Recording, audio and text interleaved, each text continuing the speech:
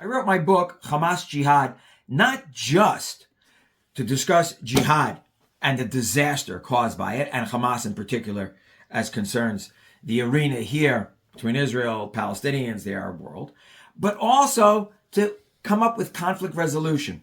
So you saw at the beginning, the first frame there, right? It says, can there be conflict resolution? So I want to approach that now. I believe that in a way there can, but it can only be done in a religious understanding. It has to be theological, because Hamas is theological.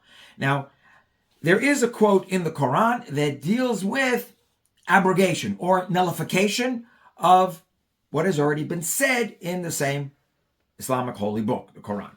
And it's the abrogation phrase. And it says, if we abrogate or nullify any verse or cause it to be forgotten, we will replace it by a better one or one similar. Now, there are positive verses in the Quran as concerns Jews and Christians. I wrote a whole chapter about that, chapter 9. Okay? And what is discussed here? They actually talk about Jews following their Torah, Christians following the Gospels. They'll be rewarded. There are even phrases, and we'll get to them later. Actually, do a clip on it, about saying that the Israelite Jews have a right to the lands, east and west, and what does that mean? Of the Jordan River. That's their interpretations, okay?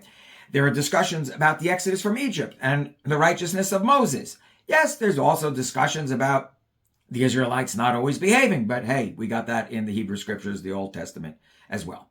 Okay? Not everything is jihad, but far too much is jihad in the Quran. So what happened to these positive verses about Jews and Christians? They got abrogated or nullified. And that's where the disaster is. Had they been strengthened, and I believe it still can be done, and the jihad verses nullified, we would have a pluralistic world, no jihadi organizations, and conflict resolution on a very wide front. Give it some thought.